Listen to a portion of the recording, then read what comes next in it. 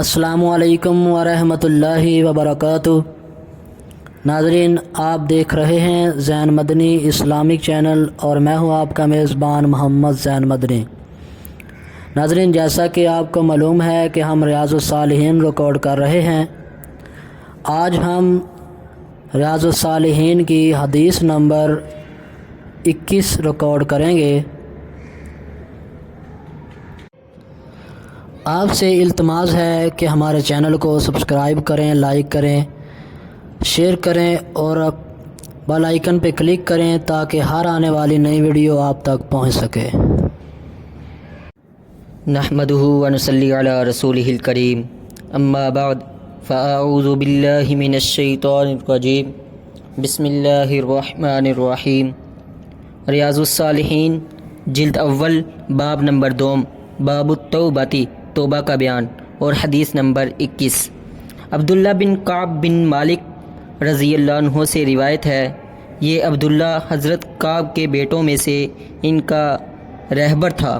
جب وہ نابینا ہو گئے تھے، یہ کہتے ہیں کہ میں نے اپنے باپ کعب بن مالک رضی اللہ عنہ کو وہ واقعہ بیان کرتے ہوئے سنا ہے جب وہ غزوہ تبوک میں نبی علیہ السلام سے پیچھے رہ گئے تھے۔ حضرت کعب رضی اللہ عنہ نے فرمایا، جب بھی رسول اللہ صلی اللہ علیہ وسلم نے کوئی غزوہ یعنی جہاد کیا، میں آپ علیہ السلام سے پیچھے نہیں رہا سوائے غزوہ تبوک کے۔ البتہ غزوہ بدر میں بھی میں پیچھے رہا تھا، لیکن غزوہ بدر میں پیچھے رہنے والوں پر ناراضی کا اظہار نہیں کیا گیا تھا۔ اس غزوے میں تو دراصل رسول اللہ صلی اللہ علیہ وسلم اور مسلمان قافلہ قریش کے تعاقب میں نکلے تھے، یعنی ابتداءً جہاد کی نیت نہیں تھی، یہاں تک کہ اللہ نے ان کو اور ان کے دشمنوں کو بغیر وعدے یعنی بغیر ارادہ و اعلان قتال کے ایک دوسرے کے مقابل جمع صف آرا کر دیا، اور عقبہ کی رات مینا میں حاضر تھا جب ہم نے اسلام پر رسول اللہ صلی اللہ علیہ وسلم سے عہد وفا باندھا تھا۔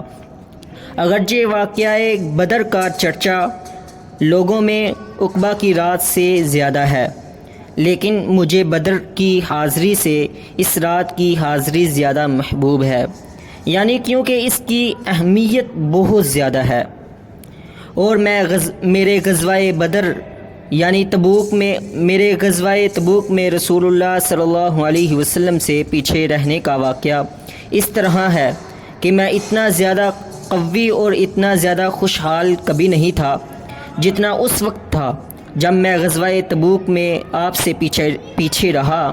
اللہ کی قسم، میرے پاس کبھی اکٹھی 2 سواریاں نہیں ہوئی تھیں، جبکہ اس موقع پر مجھے بیک وقت 2 سواریاں میسر تھیں۔ مطلب یہ ہے کہ اسباب و وسائل کے اعتبار سے میرے پیچھے رہنے کا کوئی جواز نہیں تھا، اور رسول اللہ صلی اللہ علیہ وسلم جب بھی کسی غزوے کا ارادہ فرماتے تو آپ اس کے غیر کے ساتھ توریہ فرماتے، یعنی سفر کی اصل سمت چھوڑ کر عام طور پر دوسری سمت کا ذکر فرماتے تاکہ دشمن سے اصل حقیقت مخفی رہے، حتیٰ کہ یہ غزوہ تبوک ہوا۔ رسول اللہ صلی اللہ علیہ وسلم نے سخت گرمی کے موسم میں یہ غزوہ فرمایا۔ سفر دور کا اور جنگل بیابانوں کا تھا، اور مد مقابل دشمن بھی بہت بڑی تعداد میں تھا، اس لیے آپ نے توریے کی بجائے مسلمانوں کے معاملہ میں یعنی اس محاذ جنگ کو مسلمانوں کے سامنے کھول کر بیان فرما دیا تاکہ وہ اس کے مطابق بھرپور تیاری کر لیں۔ چنانچہ آپ نے انہیں وہ سمت بھی بتلا دی جس کا آپ ارادہ فرما رہے تھے۔ مسلمان رسول اللہ صلی اللہ علیہ وسلم کے ساتھ بڑی تعداد میں تھے، اور کوئی یادداشت کی کتاب ایسی نہیں تھی جس میں ان کے نام درج ہوتے، اس سے ان کی مراد رجسٹر تھا۔ حضرت کعب فرماتے ہیں، اس لیے اگر کوئی شخص جنگ سے غیر حاضر رہتا تو وہ یہی گمان کرتا کہ وہ رسول اللہ صلی اللہ علیہ وسلم سے مخفی رہے گا، اور وحی الہی کے بغیر اس کی غیر حاضری آپ کے علم میں نہیں آئے گی۔ اور یہ غزوہ بھی رسول اللہ صلی اللہ علیہ وسلم نے اس وقت فرمایا جب پھل پک چکے تھے اور ان کا سایہ عمدہ اور خوشگوار تھا، اور میں انہی پھلوں اور سایوں کی طرف میلان رکھتا تھا۔ چنانچہ رسول اللہ صلی اللہ علیہ وسلم نے اور آپ کے ساتھ مسلمانوں نے تیاری کی، اور میرا خیال یہ تھا کہ صبح کو آتا تاکہ آپ کے ساتھ تیاری کر لوں، لیکن بغیر کوئی فیصلہ کیے لوٹ جاتا اور اپنے دل میں کہتا کہ میں جب چاہوں گا چلا جاؤں گا، کیونکہ میں پوری طرح اس پر قادر یعنی وسائل سے بہرہور ہوں۔ میری یہی گم و گو کی حالت رہی اور لوگ جہاد کی تیاری میں لگے رہے۔ پھر رسول اللہ صلی اللہ علیہ وسلم اور آپ کے ساتھ مسلمان ایک صبح کو جہاد پر روانہ ہو گئے، اور میں اپنی تیاری کے سلسلے میں کوئی فیصلہ ہی نہ کر پایا۔ پھر میں نے صبح کے وقت آیا اور لوٹ گیا اور کوئی فیصلہ نہ کر سکا، چنانچہ میری کیفیت یہی رہی حتیٰ کہ مجاہدین تیزی سے آگے چلے گئے اور جہاد کا معاملہ بھی آگے بڑھ گیا۔ میں نے ارادہ کیا کہ میں بھی سفر پر روانہ ہو جاؤں اور انہیں جا ملوں۔ اے کاش کہ میں ایسا کر لیتا، لیکن یہ میرے مقدر میں نہ ہوا۔ رسول اللہ صلی اللہ علیہ وسلم کے چلے جانے کے بعد جب میں لوگوں میں نکلتا تو یہ بات میرے لیے حزن و ملال کا باعث بنتی کہ میرے سامنے اب کوئی نمونہ ہے تو صرف ایسے شخص کا جو نفاق سے مطعون ہے، یعنی نفاق کی وجہ سے لوگوں میں حقیر ہے، یا ایسے کمزور لوگوں کا جنہیں اللہ نے معذور قرار دیا۔ سارے راستے رسول اللہ صلی اللہ علیہ وسلم نے مجھے یاد نہیں فرمایا، یہاں تک کہ آپ تبوک پہنچ گئے۔ تبوک میں جب آپ لوگوں میں تشریف فرما تھے تو آپ نے پوچھا کعب بن مالک کیا کیا؟ کعب بن مالک نے کیا کیا؟ بنو سلمہ کے ایک آدمی نے کہا اسے اس کی 2 چادروں اور اپنے 2 پہلوؤں کو دیکھنے نے روک لیا، یعنی دولت اور اس کے عجب اور کبر نے اسے نہیں آنے دیا۔ معاذ بن جبل نے اس سے کہا تو نے ٹھیک نہیں کہا، اللہ کی قسم اے اللہ کے رسول، ہم نے اس کعب کے اندر خیر کے علاوہ کچھ نہیں جانا۔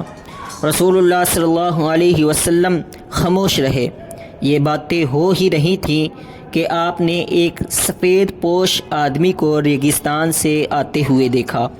رسول اللہ صلی اللہ علیہ وسلم نے فرمایا ابو خثمہ ہو، اور واقعی وہ ابو خیثمہ انصاری رضی اللہ عنہ تھے، اور یہ وہ شخص ہیں جنہوں نے ایک مرتبہ 1 سا یعنی تقریباً 2.5 کلو کھجور کا صدقہ کیا تو منافقین نے انہیں اس کے تھوڑے ہونے کا طعنہ دیا۔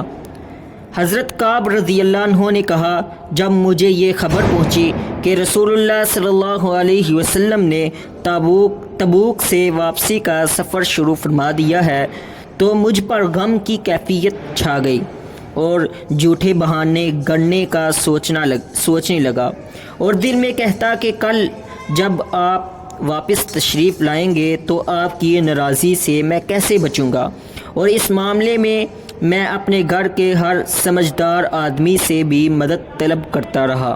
جب مجھے بتلایا گیا کہ اب رسول اللہ صلی اللہ علیہ وسلم آنے ہی والے ہیں تو جھوٹے بہانے گڑنے کا باطل خیال میرے دل سے دور ہو گیا، اور میری سمجھ میں یہ بات آ گئی کہ بلا شبہ میں جھوٹ سے کبھی بھی بچاؤ حاصل نہیں کر سکوں گا، چنانچہ میں نے سچ بولنے کا پختہ ارادہ کر لیا۔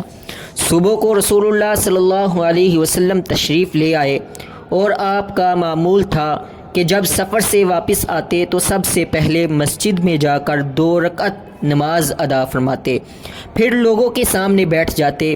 اس سفر سے واپسی پر بھی جب آپ نے ایسا ہی کیا تو منافقین نے آ کر عذر پیش کرنے اور حلف اٹھانے شروع کر دیے۔ اور یہ تقریباً 80 آدمی تھے۔ آپ نے ان کے ظاہری عذر کو قبول فرما لیا، ان سے بیعت لی اور ان کے لیے مغفرت کی دعا فرمائی، بخشش کی دعا فرمائی اور ان کی باطنی کیفیت کو اللہ کے سپرد کر دیا۔ میں بھی آپ کی خدمت میں حاضر ہو گیا۔ جب میں نے اسلام کیا تو آپ نے ناراض آدمی والا تبسم فرمایا، پھر فرمایا آگے آ جاؤ۔ میں آگے آ کر آپ کے سامنے بیٹھ گیا۔ آپ نے مجھ سے پوچھا، تمہیں کس چیز نے جہاد سے پیچھے رکھا؟ کیا تم نے اپنی سواری نہیں خرید لی تھی؟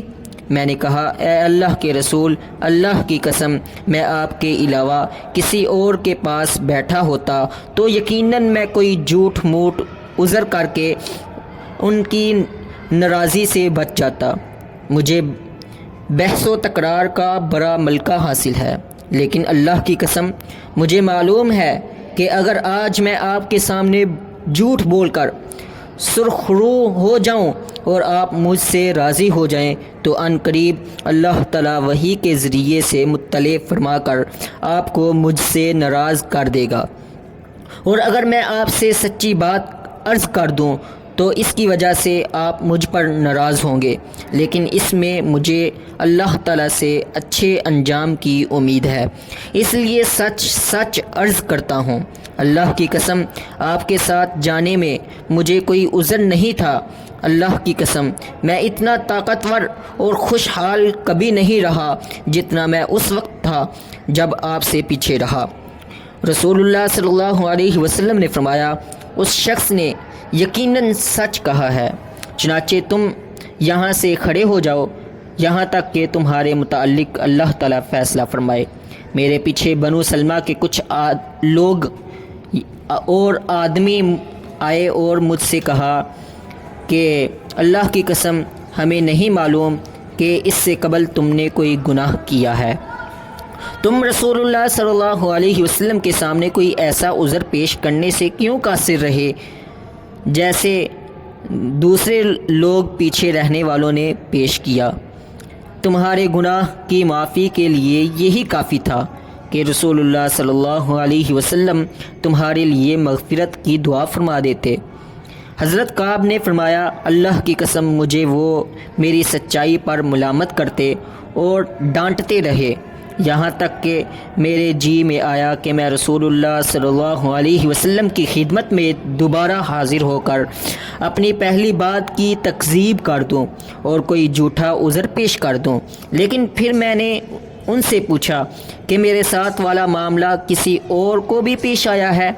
انہوں نے کہا، ہاں، تمہارے جیسا معاملہ 2 اور آدمیوں کو بھی پیش آیا ہے، اور انہوں نے بھی وہی بات کہی ہے جو تم نے کہی ہے، اور انہیں بھی بارگاہ رسالت سے وہی کچھ کہا گیا ہے جو تمہیں کہا گیا ہے۔ میں نے ان سے پوچھا، وہ 2 شخص کون ہیں؟ انہوں نے کہا، مرارہ بن ربیع عمری اور ہلال بن امیہ وافقی۔ یہ دونوں آدمی جن کا انہوں نے میرے سامنے ذکر کیا نیک تھے اور جنگ بدر میں شریک ہوئے تھے، اور ان میں میرے لیے نمونہ تھا۔ جس وقت انہوں نے ان دونوں آدمیوں کا میرے سامنے ذکر کیا تو میں اپنے سابقہ موقف پر جم گیا۔ رسول اللہ صلی اللہ علیہ وسلم نے پیچھے رہ جانے والوں میں سے ہم تینوں سے لوگوں کو گفتگو کرنے سے روک دیا۔ حضرت کعب بیان کرتے ہیں کہ لوگ ہم سے کنارہ کش ہو گئے، یا یہ کہا کہ لوگ ہمارے لیے بدل گئے، حتیٰ کہ زمین بھی میرے لیے میرے جی میں اوپڑی بن گئی۔ یہ زمین میرے لیے وہ نہ رہی جو میری جانی پہچانی تھی۔ اس طرح 50 راتیں ہم نے گزار دیں۔ میرے دوسرے 2 ساتھی تو عاجز آ گئے اور گھروں میں بیٹھے روتے رہے، لیکن میں بالکل جوان اور نہایت قوی و توانا تھا۔ چنانچہ میں گھر سے باہر نکلتا، مسلمانوں کے ساتھ نماز میں حاضر ہوتا اور بازاروں میں گھومتا پھرتا، لیکن مجھ سے کوئی کلام نہ کرتا۔ میں رسول اللہ صلی اللہ علیہ وسلم کی خدمت میں بھی حاضر ہوتا اور آپ جب نماز کے بعد تشریف فرما ہوتے تو آپ کو سلام بھی عرض کرتا اور اپنے دل میں کہتا کہ سلام کے جواب میں آپ اپنے مبارک لبوں کو جنبش دیتے بھی ہیں یا نہیں۔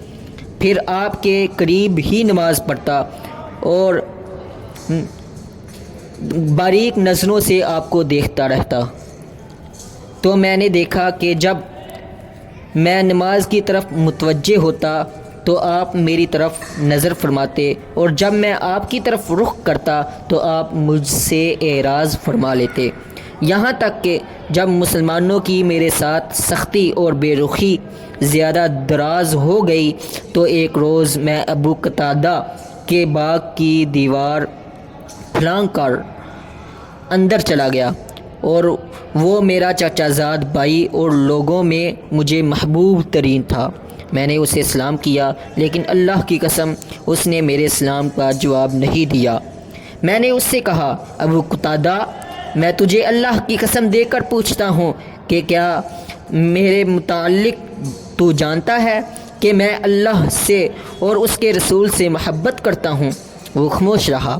میں نے دوبارہ قسم دے کر پوچھا تو پھر وہ خاموش رہا، حتیٰ کہ تیسری مرتبہ قسم دے کر سوال دہرایا تو اس نے یہ کہا کہ اللہ اور اس کا رسول ہی بہتر جانتا ہے، جس پر میری آنکھوں سے بے اختیار آنسو جاری ہو گئے، اور میں جیسے گیا تھا ویسے ہی دیوار پھاند کر واپس آ گیا۔ اسی اثناء میں ایک روز میں مدینے کے بازار میں جا رہا تھا۔ ایک روز میں مدینے کے بازار میں جب گیا کہ اچانک اہل شام کے نبتیوں میں سے ایک نبتی جو مدینے میں غلہ بیچنے کے لیے آیا تھا کہہ رہا تھا کہ کون ہے جو کعب بن مالک کی طرف میری رہنمائی کرے گا۔ لوگ اس کے لیے میری طرف اشارہ کرنے لگے، یہاں تک کہ وہ میرے پاس آ گیا۔ اس نے مجھے شاہ غسان کا ایک خط دیا۔ میں نے پڑھا، لکھا تو تھا ہی، میں نے اسے پڑھا۔ اس میں اس نے لکھا تھا، اما بعد، ہمیں یہ بات پہنچی ہے کہ تمہارے ساتھی نے تم پر ظلم کیا ہے۔ اللہ تعالیٰ نے تمہیں ذلت کے گھر میں رہنے یا ضائع کرنے کے لیے نہیں بنایا ہے۔ ہم تمہیں دعوت دیتے ہیں کہ ہمارے پاس آ جاؤ، ہم تم سے پوری ہمدردی کریں گے۔ جس وقت میں نے یہ پڑھا تو میں نے کہا، یہ بھی ایک آزمائش ہے۔ میں نے اسے تنور میں ڈال کر جلا دیا، حتیٰ کہ جب 50 دنوں میں سے 40 دن گزر گئے اور میرے بارے میں وحی کا سلسلہ بھی ابھی تک موقوف ہی تھا کہ میں نے رسول اللہ صلی اللہ علیہ وسلم کے ایک قاصد کو اپنے پاس آتے ہوئے دیکھا۔ اس نے آ کر کہا، رسول اللہ صلی اللہ علیہ وسلم تمہیں حکم دیتے ہیں کہ تم اپنی بیوی سے بھی علیحدگی اختیار کر لو۔ میں نے پوچھا، کیا میں اسے طلاق دے دوں یا کیا کروں؟ اس نے کہا کہ طلاق نہیں، اس سے علیحدگی اختیار کر لو، اس کے قریب مت جاؤ۔ اور میرے دوسرے 2 ساتھیوں کو بھی آپ نے یہی پیغام بھجوایا۔ میں نے اپنی بیوی سے کہا، اپنے گھر والوں کے پاس چلی جاؤ اور انہی کے پاس رہو یہاں تک کہ اللہ تعالیٰ اس معاملے کا فیصلہ فرما دے۔ میرے ایک ساتھی بلال بن امیہ کی بیوی رسول اللہ صلی اللہ علیہ وسلم کے پاس آئی اور آپ سے کہا کہ بلال بہت بوڑھے ہیں، ہلال بہت بوڑھے ہیں اور ان کے لیے کوئی خادم بھی نہیں ہے، کیا اگر میں ان کی خدمت کروں تو آپ کو ناپسند ہے؟ آپ نے فرمایا، نہیں، لیکن وہ تم سے قربت یعنی صحبت نہ کرے۔ بیوی نے کہا، اللہ کی قسم، اب ان میں کسی چیز کی ہر طرف حرکت کی طاقت ہی نہیں ہے۔ علاوہ ازیں اللہ تعالیٰ کی قسم، جب سے یہ معاملہ ہوا ہے اس وقت سے اب تک ان کا سارا وقت روتے ہوئے گزرتا ہے۔ حضرت کعب فرماتے ہیں کہ مجھ سے بھی میرے بعض گھر والوں نے کہا، اگر تم بھی رسول اللہ صلی اللہ علیہ وسلم سے اپنی بیوی کے بارے میں اجازت طلب کر لو تو اچھا ہے۔ آپ نے اجازت طلب کرنے پر ہلال بن امیہ کی بیوی کو بھی ان کی خدمت کرنے کی اجازت عطا فرما دی ہے۔ میں نے کہا، میں اس سلسلے میں رسول اللہ صلی اللہ علیہ وسلم سے اجازت نہیں مانگوں گا۔ مجھے نہیں معلوم جب میں آپ سے اجازت مانگوں گا تو آپ کیا جواب دیں گے، کیونکہ میں تو نوجوان آدمی ہوں جبکہ ہلال بن امیہ بالکل بوڑھے ہیں۔ چنانچہ اس طرح 10 راتیں مزید گزر گئیں، اور جب سے لوگوں کو ہم سے بات چیت کرنے سے روکا گیا تھا اب تک ہماری 50 راتیں مکمل ہو گئیں۔ میں نے 50ویں رات کی صبح کو اپنے گھروں میں سے ایک گھر کی چھت پر فجر کی نماز پڑھی۔ چنانچہ میں نے نماز پڑھ کر ابھی اسی افسردگی کی حالت میں بیٹھا ہوا تھا کہ جس کا ذکر اللہ تعالیٰ نے ہمارے بارے میں فرمایا ہے کہ میرا دل مجھ پر تنگ ہو گیا اور زمین باوجود فراخی کے مجھ پر تنگ ہو گئی، کہ میں نے ایک پکارنے والے کی آواز سنی جو صلہ پہاڑی پر چڑھا ہوا تھا۔ وہ با آواز بلند کہہ رہا تھا، اے کعب بن مالک، خوش ہو جاؤ۔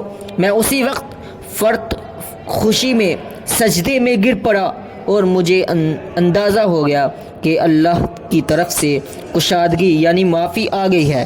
رسول اللہ صلی اللہ علیہ وسلم نے جس وقت فجر کی نماز پڑھ لی، لوگوں کو بتلایا گیا کہ اللہ عز و جل نے ہماری تینوں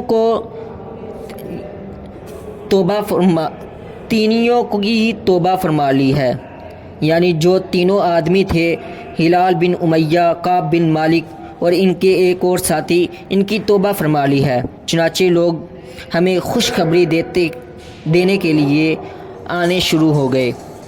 میرے دونوں ساتھیوں کی طرف بھی خوشخبری دینے والے گئے۔ ایک شخص نے نہایت تیزی سے میری طرف گھوڑا دھرایا اور اسلم قبیلے کا ایک آدمی میری طرف دوڑا آیا اور پہاڑ پر چڑھ گیا۔ اس کی آواز گھوڑے سے بھی زیادہ تیز رفتار تھی۔ چنانچہ جب میرے پاس وہ شخص آیا جس کی خوشخبری کی آواز میں نے سنی تھی تو میں نے اس کی خوشخبری کے بدلے میں اپنے جسم کے دونوں کپڑے اتار کر اسے پہنا دیے۔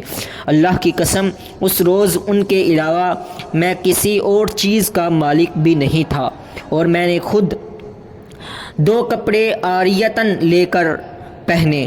پھر میں رسول اللہ صلی اللہ علیہ وسلم سے ملاقات کا قصد کر کے چلا۔ رسول اللہ راستے میں لوگ مجھے گروہ کے گروہ ملتے اور قبول توبہ کی مبارکباد دیتے اور مجھ سے کہتے، تمہیں مبارک ہو کہ اللہ نے تمہاری توبہ فرما لی ہے۔ حتیٰ کہ میں مسجد نبوی میں داخل ہو گیا۔ میں نے کہا کہ رسول اللہ صلی اللہ علیہ وسلم تشریف فرما ہے اور آپ کے گرد لوگ ہیں۔ طلحہ بن عبید اللہ لپکتے ہوئے کھڑے ہوئے حتیٰ کہ مجھ سے مصافحہ کیا اور مجھے مبارکباد پیش کی۔ اللہ کی قسم، مہاجرین میں سے ان کے علاوہ کوئی اور کھڑا نہ ہوا۔ حضرت کعب رضی اللہ عنہ طلحہ رضی اللہ عنہ کی اس بات کو کبھی فراموش نہ کرتے۔ حضرت کعب فرماتے ہیں کہ جب میں نے رسول اللہ صلی اللہ علیہ وسلم کی خدمت اقدس میں سلام عرض کیا تو آپ نے فرمایا، جبکہ آپ کا چہرہ مبارک خوشی سے چمک رہا تھا، تمہیں یہ دن مبارک ہو جو تمہاری زندگی کا جب سے تمہیں تمہاری ماں نے جنا ہے سب سے بہترین دن ہے۔ میں نے پوچھا، اے اللہ کے رسول، یہ خوشخبری آپ کی طرف سے ہے یا اللہ تعالیٰ کی طرف سے؟ آپ نے فرمایا، میری طرف سے نہیں بلکہ اللہ تعالیٰ کی طرف سے ہے۔ اور رسول اللہ صلی اللہ علیہ وسلم جب خوش ہوتے تو آپ کا چہرہ اس طرح گلنار ہوتا گویا کہ وہ چاند کا ایک ٹکڑا ہے، اور اس سے ہم آپ کی خوشی کو پہچان لیتے۔ جب میں آپ کے سامنے بیٹھ گیا، میں نے کہا، اے اللہ کے رسول، میری توبہ کا یہ جز ہے کہ میں اپنا سارا مال اللہ اور اس کے رسول کے راستے میں صدقہ کرتا ہوں۔ آپ نے فرمایا، اپنا کچھ مال اپنے لیے رکھ لو، یہ تمہارے لیے بہتر ہے۔ میں نے کہا، اچھا، میں اپنا وہ حصہ رکھ لیتا ہوں جو خیبر میں ہے۔ میں نے کہا کہ یہ بھی کہا، اے اللہ کے رسول، اللہ تعالیٰ نے مجھے یہ نجات سچائی کی بدولت عطا فرمائی ہے، اس لیے یہ بھی میری توبہ کا ایک حصہ ہے کہ میں عہد کرتا ہوں جب تک میری زندگی ہے میں ہمیشہ سچ بولوں گا۔ اللہ کی قسم، جب سے میں نے رسول اللہ صلی اللہ علیہ وسلم سے اس عہد صدق کا ذکر کیا، میں نہیں جانتا کہ مسلمانوں میں سے کسی پر اللہ تعالیٰ نے سچ بولنے کے صلے میں وہ بہتر انعام فرمایا ہو جس سے اللہ تعالیٰ نے مجھے نوازا۔ اللہ کی قسم، جب سے میں نے رسول اللہ صلی اللہ علیہ وسلم سے اس کا ذکر کیا ہے، آج تک میں نے جھوٹ نہیں بولا، اور مجھے امید ہے کہ باقی زندگی میں بھی اللہ تعالیٰ مجھے اس سے محفوظ رکھے گا۔ حضرت کعب فرماتے ہیں، ہمارے بارے میں جو آیات نازل ہوئیں وہ حسب ذیل ہیں۔ لقد تاب اللہ علی النبیین وکونوا مع الصادقین تک۔ یقیناً اللہ تعالیٰ نے پیغمبر پر اور ان مہاجرین و انصار پر رجوع فرمایا جنہوں نے تنگی کے وقت میں اس پیغمبر کی پیروی کی، بعد اس کے قریب تھا کہ ان میں سے کچھ لوگوں کے دل پھیر جائیں، پھر رجوع کیا۔ اللہ تعالیٰ نے ان پر بے شک وہ بہت شفیق اور نہایت رحم کرنے والا ہے، ان تین شخصوں پر بھی رجوع فرمایا جنہیں حکم الہی کے انتظار میں چھوڑ دیا گیا تھا، یہاں تک کہ جب ان پر زمین باوجود فراخی کے تنگ ہو گئی اور خود ان کے اپنے نفس بھی ان پر تنگ ہو گئے، اور انہیں یقین ہو گیا کہ انہیں اللہ تعالیٰ سے بچانے والا اللہ تعالیٰ کے سوا کوئی اور نہیں، پھر اللہ تعالیٰ نے ان پر رجوع فرمایا تاکہ وہ توبہ کریں۔ یقیناً اللہ تعالیٰ بہت رجوع کرنے والا نہایت مہربان ہے۔ اے ایمان والو، اللہ تعالیٰ سے ڈرو اور سچوں کے ساتھ ہو جاؤ۔ حضرت کعب فرماتے ہیں کہ اللہ کی قسم، جب سے اللہ تعالیٰ نے مجھے اسلام کی ہدایت سے نوازا، اس کے بعد اللہ تعالیٰ نے مجھ پر جو انعامات فرمائے ان میں سب سے بڑا انعام میرے نزدیک یہ ہے کہ میں نے رسول اللہ صلی اللہ علیہ وسلم کے سامنے سچ بولا اور جھوٹ بولنے سے گریز کیا۔ اگر میں بھی جھوٹ بول دیتا تو اسی طرح ہلاک ہو جاتا جس طرح جھوٹ بولنے والے ہلاک ہوئے، اس لیے کہ اللہ تعالیٰ نے جب وحی نازل فرمائی تو جھوٹ بولنے والوں کو جس طرح برا بلا کہا اس طرح کسی کو بھی نہیں کہا۔ چنانچہ اللہ تعالیٰ نے ان کے متعلق فرمایا، سَيَحْلِفُونَ بِاللَّهِ لَكُمْ إِذَا انقلبتم لَا يَرْضَى عَنِ الْقَوْمِ الْفَاسِقِينَ تک۔ جب تم ان کی طرف لوٹ کر آؤ گے تو یہ تمہارے سامنے اللہ تعالیٰ کی قسمیں کھائیں گے تاکہ تم ان سے اعراض کر لو، چنانچہ واقعی ان سے اعراض ہی کرو، بلا شبہ وہ ناپاک ہیں اور ان کا ٹھکانہ جہنم ہے، یہ سزا ہے ان کاموں کی جو وہ کرتے رہے ہیں۔ وہ تمہارے سامنے قسمیں کھائیں گے تاکہ تم ان سے راضی ہو جاؤ، چنانچہ اگر تم ان سے راضی بھی ہو جاؤ تو بے شک اللہ تعالیٰ نافرمانوں سے کبھی راضی نہیں ہوگا۔ حضرت کعب فرماتے ہیں، ہم تینوں پیچھے رکھیں گے ان لوگوں کے معاملے سے جن کی جھوٹی قسموں کو رسول اللہ صلی اللہ علیہ وسلم نے لاعلمی کی وجہ سے قبول فرما لیا تھا اور ان سے بیعت لی اور ان کے لیے مغفرت کی دعا فرمائی، اور ہمارے معاملے کو رسول اللہ صلی اللہ علیہ وسلم نے مؤخر فرما دیا، حتیٰ کہ اللہ تعالیٰ نے ان آیات میں ان کا فیصلہ فرمایا۔ اللہ تعالیٰ نے فرمایا، وَعَلَى الثَّلَاثَةِ الَّذِينَ خُلِّفُوا۔ اس آیت میں جو پیچھے رکھے جانے کا ذکر ہے تو اس سے مراد ہمارا غزوے میں پیچھے رہنا نہیں، بلکہ اس کا مطلب ہمیں پیچھے چھوڑ دینا اور ہمارے معاملے کو ان لوگوں کے معاملے سے مؤخر کر دینا ہے جنہوں نے آپ کے سامنے حلف اٹھایا اور عذر پیش کیا جسے آپ نے ان کی طرف سے قبول فرما لیا۔ اور ایک دوسری روایت میں ہے کہ نبی علیہ السلام غزوہ تبوک کے لیے جمعرات کے دن نکلے اور آپ جمعرات کے دن سفر کرنا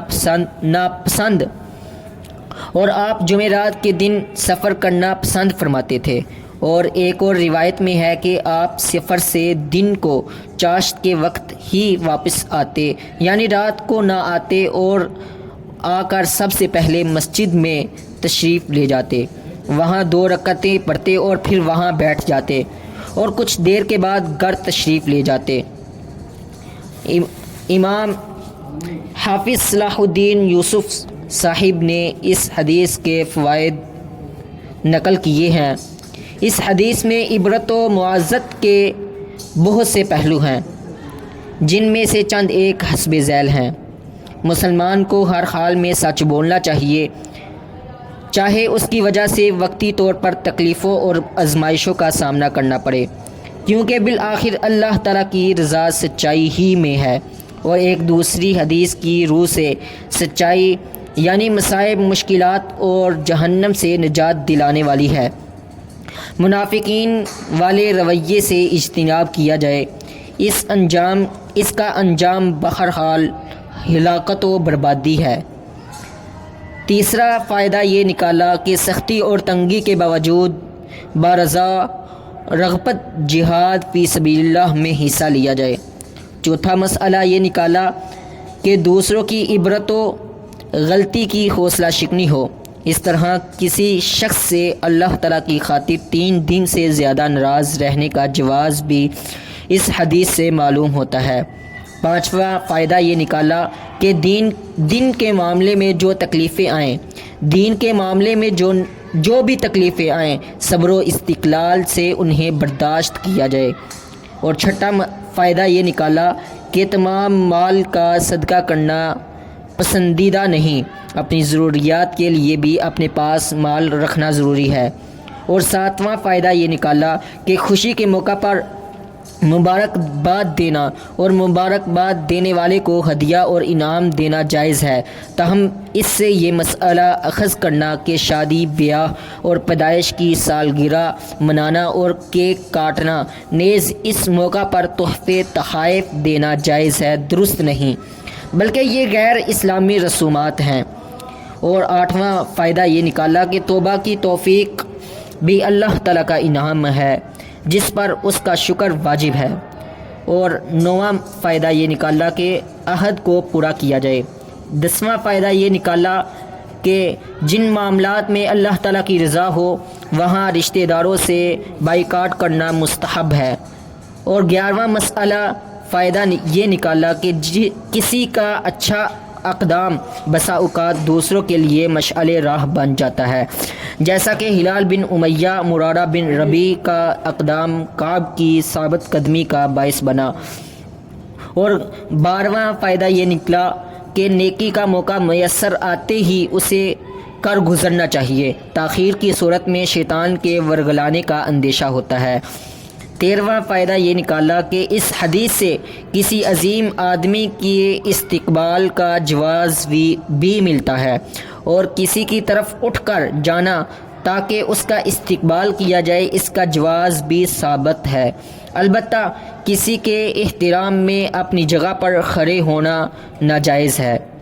اور 14واں فائدہ یہ نکلا کہ حاکم کا رعایا سے، استاد کا شاگردوں سے رویہ ایسا ہرگز نہیں ہونا چاہیے کہ ماتحت غلطی کر کے یہ سمجھے کہ اب معافی کی صورت صرف جھوٹ ہی ہے اور وہ جھوٹ کا ارتکاب کرے، بلکہ رعایا یا شاگردوں کو علم ہونا چاہیے کہ اگر ہم نے سچ بولا تب بھی معافی مل جائے گی۔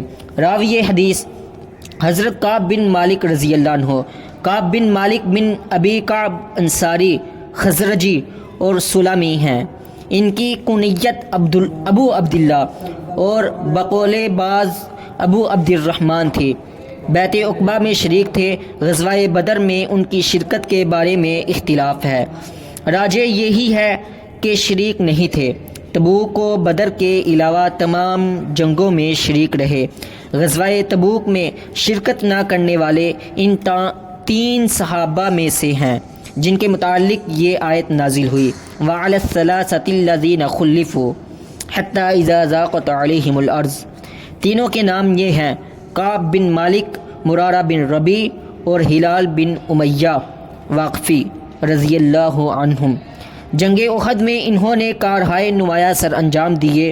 ان کے جسم اطہر پر اس دن 11 زخم لگے یہ نبی علیہ السلام کے 3 شعراء میں سے ایک تھے۔ باقی 2 حسان بن ثابت، عبداللہ بن رواحہ رضی اللہ عنہما ہیں۔ یہ سنان نو لسان کے ساتھ جہاد کے کرنے والوں میں سے تھے۔ بصرہ میں 52 ہجری کو فوت ہوئے۔ کتب احادیث میں ان سے 180 احادیث مروی ہیں۔ وما توفیقی الا باللہ۔